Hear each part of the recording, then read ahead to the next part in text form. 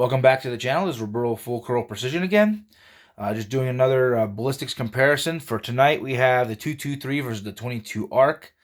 I will be doing another video tonight about a little bit more explanation about the design behind my cartridge, as I have the rifle ready. The gunsmith did fire it and showed me a picture of what the brass is going to look like. I did post that. So a little bit more explanation what the difference is between mine, a standard 270, and a 270 Ackley improved. But for tonight, let's get to this 223 Remington versus the 22 ARC comparison. So I couldn't find any information on the Gordon's reloading tool for the 22 ARC because it is a very new cartridge. So I used some reloading data between Nosler and Sierra, and I went with Sierra's information.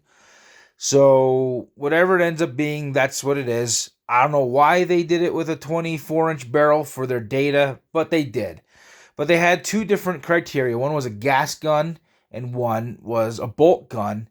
And because these two are predominantly designed for a AR-15 platform, I decided to use the data that they provided for their gas gun.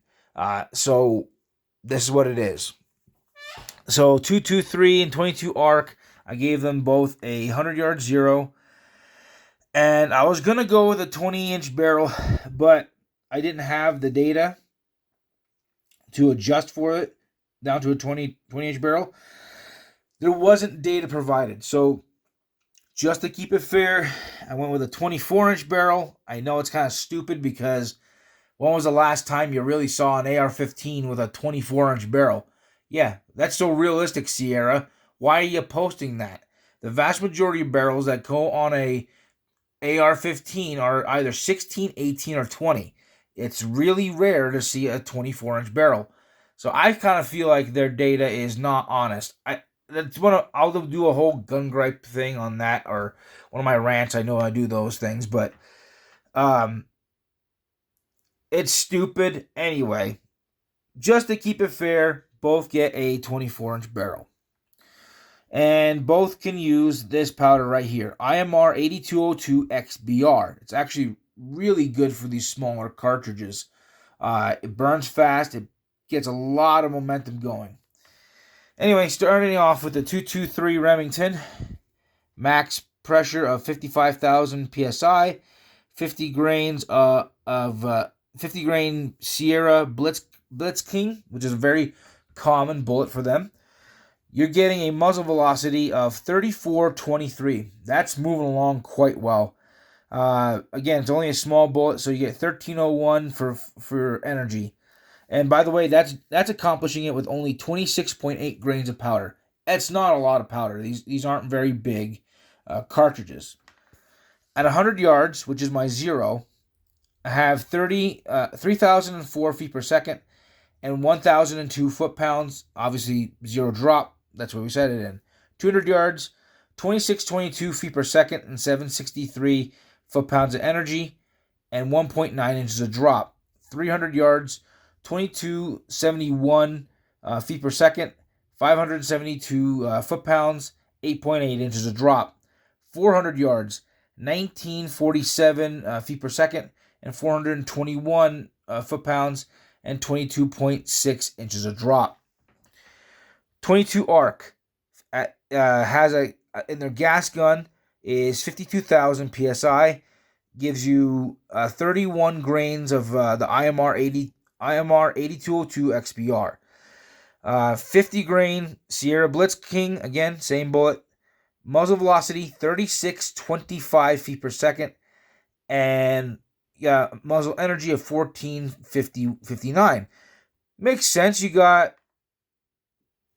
basically 200 feet per second, but you also have, all over 4 more grains of powder to push it.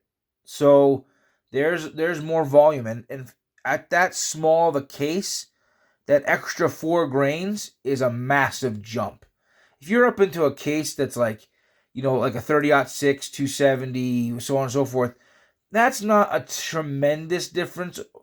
I mean, it is, but the larger your case already is, the smaller of the gap you're going to see as far as velocity jumps.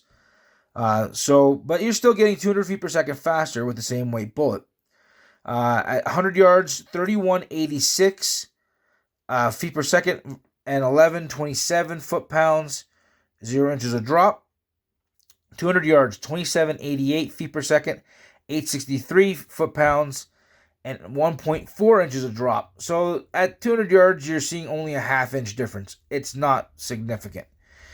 300 yards, 2424 feet per second, and 652 foot-pounds, and 7.4 inches of drop as opposed to 8.8. So you're talking like just under 1.5 inch difference. 400 yards, 2088 feet per second, and 484 foot-pounds with 19.3 inches of drop. So you're talking little over 3 inches of difference at 400 yards. And, at some point it may sound like that's a lot. It's really, 4 inches is a difference, or I should say it's 3 inches of difference. But that's not a terrible amount. It's about the average width across a man's palm. So it's really not a huge gap. Is it a difference? Yes, but it's not a significant difference. Especially when you're using the same powders, you're putting in the max capacity, max capabilities. But you're burning significantly more powder for that size of cartridge, that cartridge family, in order to accomplish that little bit of a change. Where I could see the 22 ARC really excelling is not so much in the same weight bullet as a 223, but in a higher BC bullet. That's really what they're meant for. But I like to show if these comparisons with the same exact bullet, because when people are like, when you compare different bullets with different BCs, the comparisons become subjective as opposed to objective. And I like the idea of having an objective reality to compare to. So I'll say this. If you're big into the AR platforms and you already have a 223 Remington or a 5.56, there's another similar one called a 223 Wild. It's basically all the same thing. I don't really see your advantage in a 22 ARC unless you're really shooting past 400 yards consistently and also with higher BC bullets. I could see a 22 ARC being really fun for target shooting out to 500 or 600 yards with a slightly heavier bullet that has a higher BC. That'd be phenomenal. But I don't see an advantage that's really worthwhile when it comes to the same weight bullets. 223 is, for the most part, just keeping right up with it. Now, because here's the thing. It's starting off at 200 feet per second faster, but it's kind of not keeping that 200 feet per second faster. It's, at this point, you're talking 140 feet, so it's still significantly faster at 400 yards, but it's not enough to matter for that weight of bullet of what you're going to be doing. You're going to mostly be doing that for either target shooting or varmint shooting. Is it really relevant? I don't know. I don't think so. And not especially when you measure things like ammo availability. As much as I like the idea of new cartridges, my biggest gripe with certain ones has less to do with their performance and everything to do with their costs and availability. I'm all for new, but if you're going to do it, you have to have an available and a wide variety of ammunition. That's really where you're going to draw people in. So, to the guys who are wanting a 22 ARC, go for it. I think they're kind of cool. But just know this. If you're planning on running them pretty light in terms of your overall grain weight, you're not going to see enough of a difference to justify the cost, because you can find ammunition still like this. I've seen boxes still as low as, $10 to $12 for a box of 20. You know, and that's fine for varmint hunting. They're not FMJs, they were soft points. They were varmint bullets. So, balancing all things into consideration depending on what your style of hunting is or shooting. If you're not exceeding 300 yards and you're not shooting bigger than, 50, 55, or even 60 grains, you're not really going to have a significant advantage with the 22 ARC over the 223 Remington. Where you're going to have your advantage is going to be when you start loading with those heavier, longer, high BC bullets. That's where the 22 ARC is going to shine. So that's the comparison I have for today. Please like, subscribe, share, comment. I appreciate the support. And please check out all my other videos.